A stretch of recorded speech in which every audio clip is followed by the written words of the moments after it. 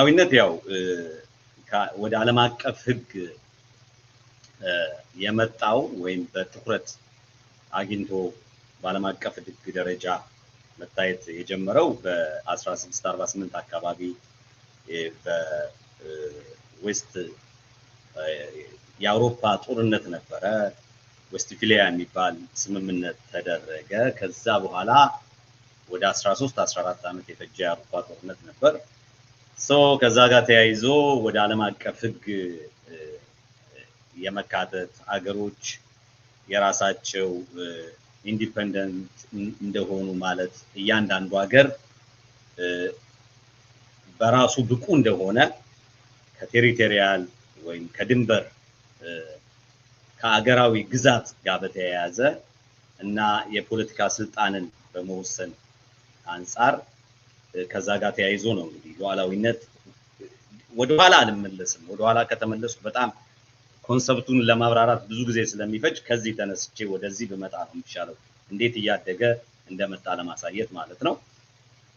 እንግዲህ ከዛ በኋላ በኢንተርናሽናሉ እያንዳንዱ ሀገር እንደ ሀገር ራሱን የቻለ እንደ ሰው መቆጠር የጀመረበትና ሁሉም ሀገር ሊጋል ፐርሰናሊቲ ያለው ወይም ደግሞ አሁን እያንዳንዱ የተፈጥሮ ሰው ተብሎ እንደሚወሰድ እያንዳንዱ ሀገር እንደዛ ሊጋል ፐርሰናሊቲ እንዳለው ተቆጥሮ ሁሉም ሀገር እኩል ነው።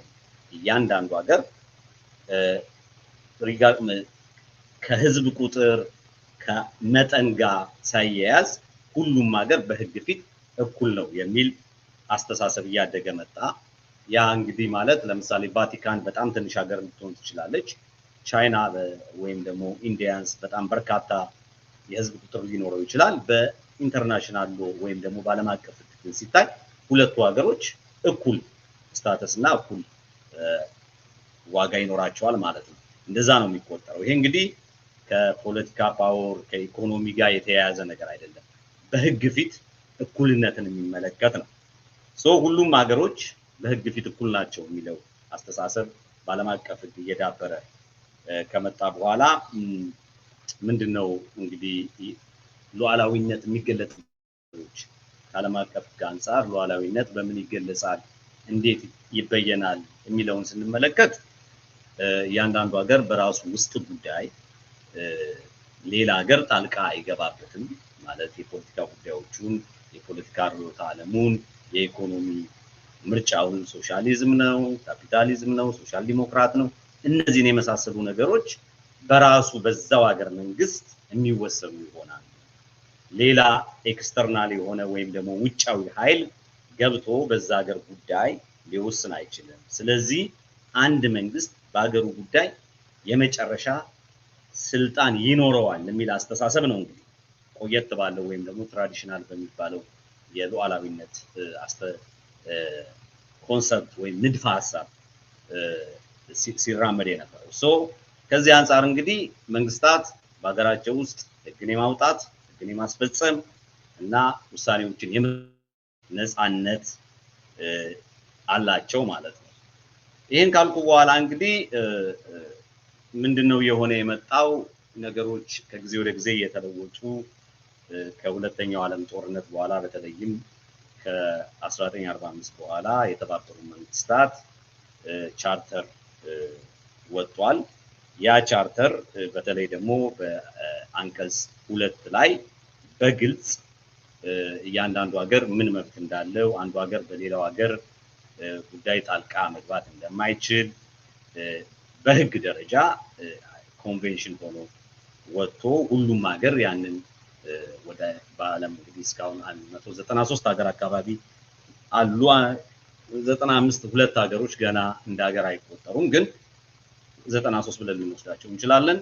እነሱ ሀገሮች ተፈራርመው በተባበሩት መንግስታት ሁሉም ሀገር እኩል የሆነ ስታተስ ወይም ደረጃ ኖሮት ሉዓላዊ ሀገር ነው ተብሏል ማለት ነው። ከዛ በኋላ ምንድነው እንግዲህ ከ1945 በኋላ የሉዓላዊነት ትርጉም በተወሰነ ደረጃ እየተቀየረ የመጣበት ሁኔታ ነው የምንመለከተው። ያ ማለት ነው ሀገራት በራሳቸው ጉዳይ ብቸኛ ወሳኝ ናቸው፣ ማንም ጣልቃ አይገባባቸው የሚለው ነገር ከጊዜ ወደ ጊዜ እየተቀየረ በተለይ ደግሞ ከኢንተርናሽናል ሁማኒታሪያን ሎ ከኢንተርናሽናል ሁማን ራይት ማለት ከዓለም አቀፍ የሰብአዊ መብት ከዓለም አቀፍ የሁማኒታሪያን ሎ ማለት ለምሳሌ እርዳታ ድጋፍ ከማድረግ ከኢንተርናሽናል የወንጀል ህግ ከዓለም አቀፍ የወንጀል ህግ ጋር በተያያዘ የዚህ የሉዓላዊነት ትርጉም እየተቀየረ መምጣት ጀመረ። ምን ማለት ነው?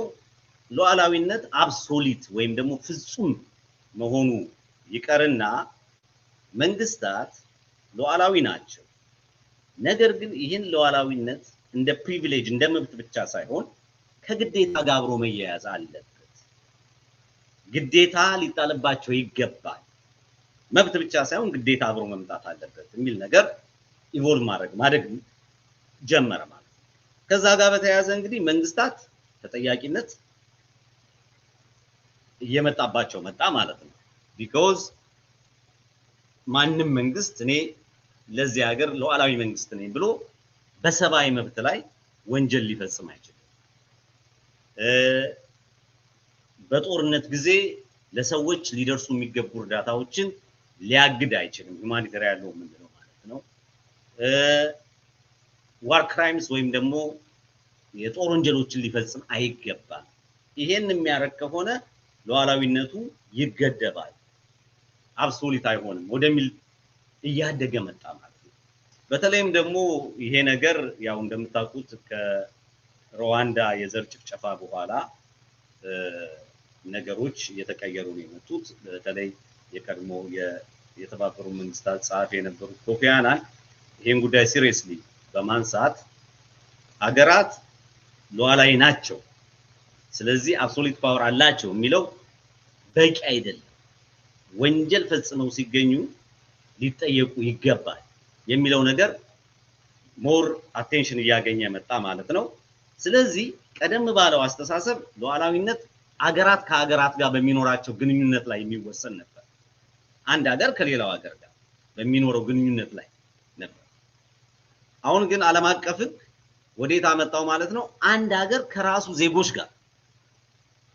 ዜጎች ጋር ከሚኖረው ግንኙነት ጋር እንዲገናኝ ያደረገው ማለት ነው። ያ ማለት አንድ መንግስት በራሱ ዜጎች ላይ የሚፈጽመው ወንጀል ካለ ወይም ደግሞ እንዲከላከለው የሚጠበቅበት ጉዳይ ነው፣ ካልተከላከለ ሪስፖንሲብል ይሆናል ማለት ነው፣ ተጠያቂ ይሆናል ማለት ነው። ስለዚህ ሉዓላዊነት በአገራት መካከል የነበረ ግንኙነት መሆኑ ቀርቶ ሙሉ በሙሉ አልቀረም፣ መሆኑ እንደተጠበቀ ሆኖ በአገራትና በዜጎች መካከልም ዲል የሚያደርገው ነው ማለት ነው፣ በኢንተርናሽናል ማለት ነው። ስለዚህ ሉዓላዊ ስንል ቀደም ባለው ጊዜ እንደነበረው አገራት ከአገራት ጋር የነበረውን ግንኙነት አንዱ ሀገር በአንዱ ሀገር ጉዳይ አይገባም የሚለው ብቻ ሳይሆን አገራት በሰብአዊ መብት ላይ ወንጀል ፈጽመው ሲገኙ ወይም ደግሞ ወንጀል ሲፈጸም ሳይከላከሉ ከቀሩ ተጠያቂ የሚሆኑበት ሁኔታ ተፈጠረ ማለት ነው።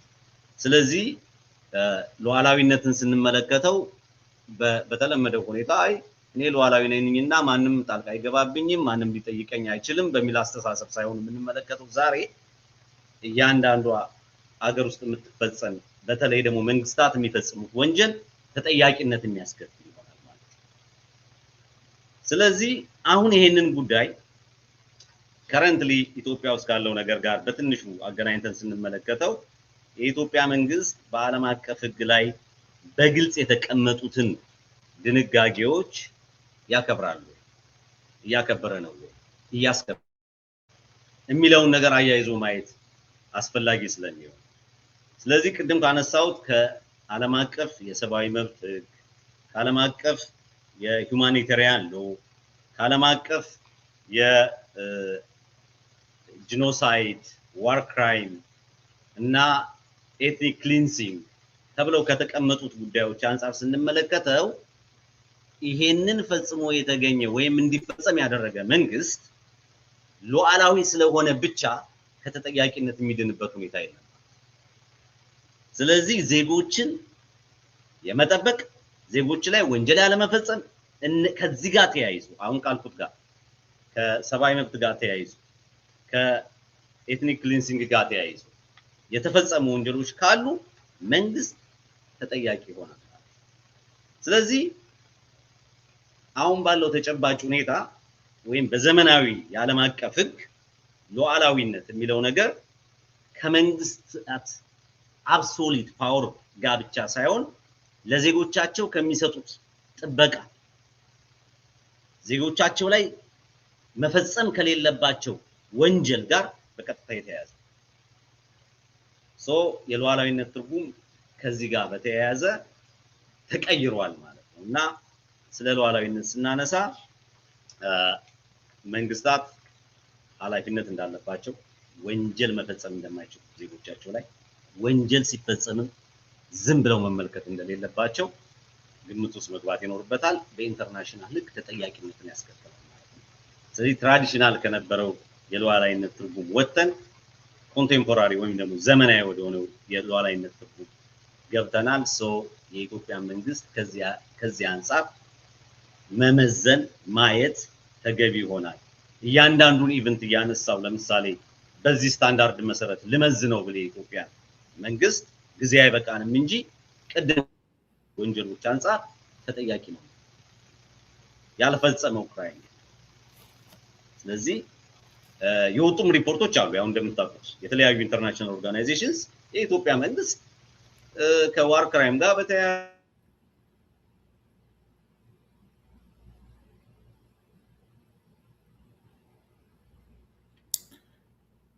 ተይዟል መሰለኝ የወንድማችን የሳሙኤል ታደሰ ከህግ አንፃር ከዓለም አቀፍ ህግ አንፃር ስለ ሉዓላዊነት ያስገነዘበን ነገር አለ ለአድማጭ ሰማሃል አሁን ቆሞ ነበር ልትገባ ትችላለህ ያንተም ቆሞ ነበር አትታየኝም ነበር ኧረ እባክህ የሁላችንም ነበር የተቋረጠው መልካም አሁን እሰማ ከሆነ እንግዲህ እሺ ኦኬ አሁን ተሰማለ ስለዚህ ላጠቃለው ቶሎ ላጠቃለው ወደ ማጠቃለያው እየሄድኩ ነው ስለዚህ አሁን ባለው ተጨባጭ ሁኔታ አሁን ባለው የዓለም አቀፍ ህግ መሰረት ሉዓላዊነት የሚመዘነው ሀገራት ባላቸው ፍጹም ስልጣን ወይም ደግሞ በሀገራቸው ውስጥ የመወሰን ስልጣን ብቻ ሳይሆን ከዜጎች ጋር ባለው ግንኙነትና ዜጎቻቸውን